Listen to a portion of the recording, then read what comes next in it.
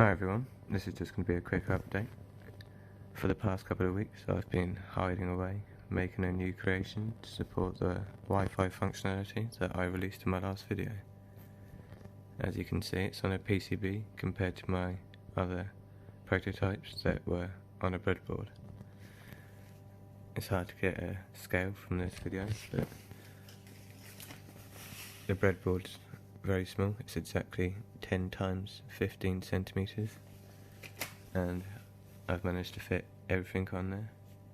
The relays themselves actually slide under. It's about an inch high standoff, and of course the display sits on top. This will be going in an IP enclosure. Unfortunately, the one I ordered was slightly too small, and I've got a different one arriving this week, hopefully. Well, I say this week, it'll be the start of next week. Either way, by the end of next week, this will be in a nice enclosure with some nice cable glands at the bottom, and it's already got its power switch output and stuff. Obviously that unplugs, so it can go through the casing. Some of the things I couldn't actually fit on the board, so as I said, they have their own outputs, like the relays. The Nano also has 5-pin output for 2 fan speed controllers. It also has a 4-pin output there for the CO2 sensor.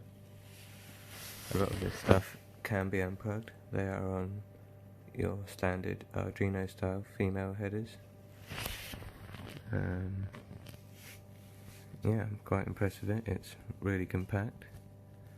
I've only just finished building it about a day ago, so I'm still in the testing phase.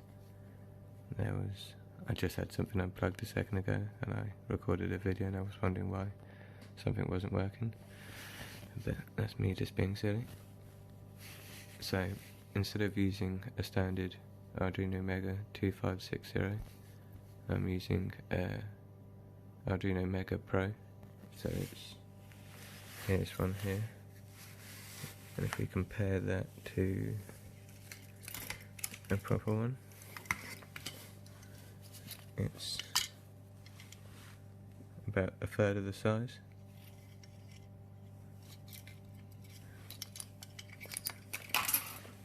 So that saves a lot of space. Then we have our Arduino Nano here, which is obviously just a 3.2 These are connected via I2C. We have 6 MOSFETs over there.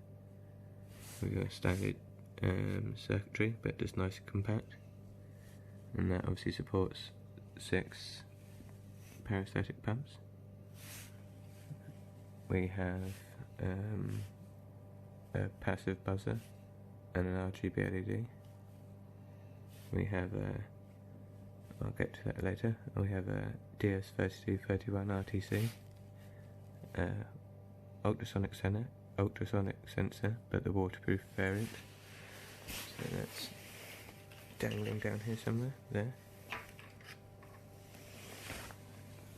We have a ESP826601, powered by a LM117 3.3 regulator and 2 10 ultrafarad capacitors for the power circuit, for the ESP that is. We have our TDS sensor, also known as the TDS meter. We have our pH sensor with its calibration analog potentiometer removed, in place of a MPC 4151 digital potentiometer, which is connected to the Arduino Nano via SPI.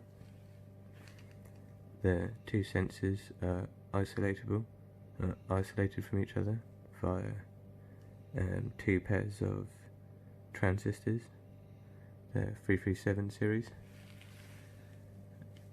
We have 2 sets of 3-pin outputs here, one for a Dallas DS 18B20 and DHT22, so that does our water temperature and air temperature and air humidity. I removed the output on the shield for the sensor, for the ultrasonic sensor, which was actually in the back of the board, and I swapped that round and moved it over so it could actually be next to the other outputs. It needed to be moved anyway because again it was on the other side of the board. A lot of the components had to be retrofitted so that they could actually be fitted in the board. So a lot of these have right angle headers when you buy them, so I had to remove their headers and place in new headers. You're probably wondering why that's like that. Where is it hiding?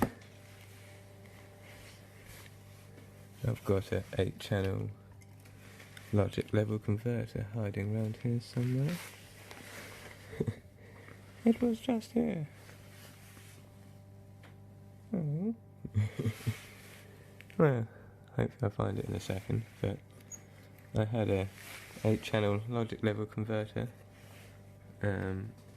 powering the display, or should I say switching the display, but it was not outputting enough current to drive the display properly, so I was getting a lot of noise and it just generally wasn't working correctly. So I've bypassed the logic level converter for now. A bit naughty because this is a 3.3 variant. They come in 5 volts and 3 volts. Unfortunately my 5 volt board died, so I've peeled off its display because that was still working, but that 5 volt one that has the connector there, it doesn't have the connector there, that one died. I accidentally touched 12 volts on one of my old models, so yeah, that one is only fit for the trash. Really trying to work out where that logic level converter went. I'm going to finish this video and it's just going to be right in front of me. Whatever. Anyway, we don't need that for now. So I think I've gone over all the parts in there. It's extremely compact. For now, I'm just in the demo stage, as I said, so I've got an actual test code running, so I'll just fire that up quickly and I can show you a few things working. You can wonder why I can't find stuff in here, it's a bit of a mess.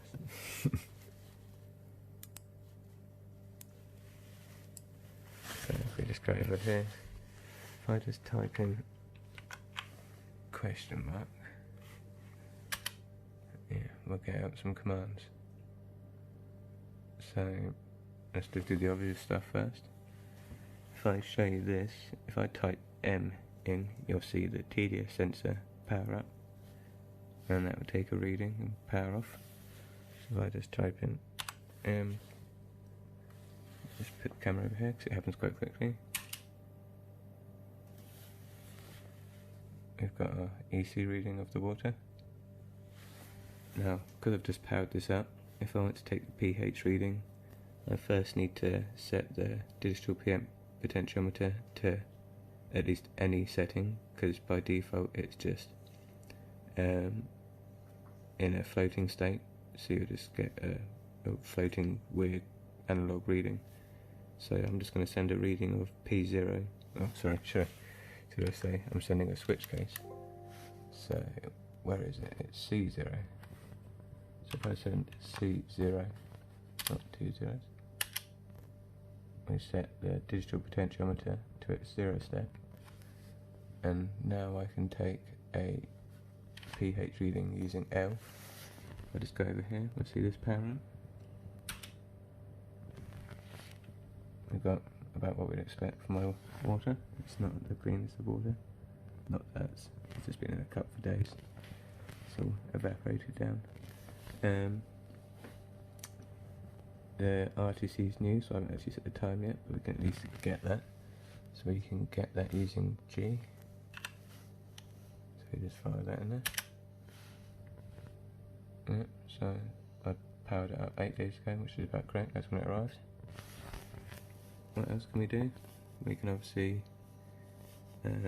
power up a relay. So if I fire up relay 1, that is E1. Is E1 a doser? I don't know. Either one's good, isn't it?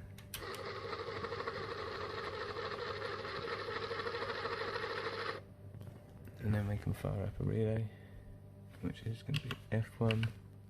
Not for relay 1, that is. Cool. That will be on for 5 seconds. Yep. We haven't got the fan speed controllers plugged into anything, so there's no point trying to do anything with those. Again, we have got the outputs, it's just I haven't got my rock fan down here, so no point making that just turn its light on. We can play a touch tone.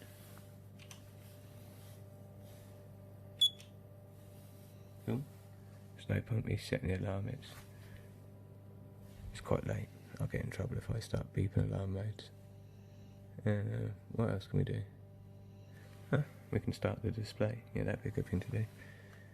So, starting the display is D1. Yeah, we've got some buttons up. Draw a smiley face. Happy days. Anything we've missed out? I suppose we've got these sensors here, haven't we? So, what is it? We've got J to get the water temperature sensor. Let's just set hanging down here. It's probably going to be quite cold because I've got the back door open. What one is that? That's DS18B20, so that's J. Firing J. Yeah, that's what I'd about expect. And it'd be interesting to do a comparison between that and the DHT22, wouldn't it? Which is set right there. So I fire an I. I hope it's similar. Nothing I can do about it if they're different. But that's like there. That's interesting. Let's just say that's an event of my PC, and that's not. That's what you get for different grade sensors, isn't it? That's interesting. Not that it's anything to do with my wiring, but it's just sensors for you, isn't it?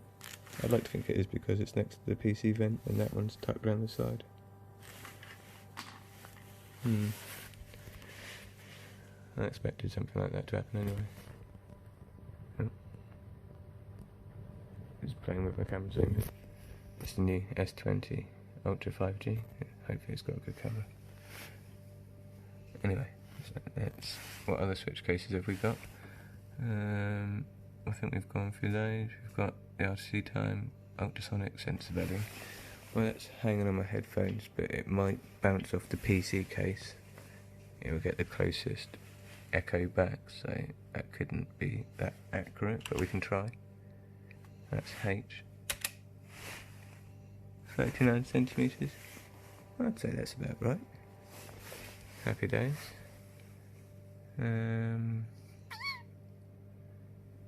I haven't actually got the code on the ESP yet, but that's connected via hardware serial. So, we'll do that. Have I zoomed in or out? Hard to tell. Autofocus.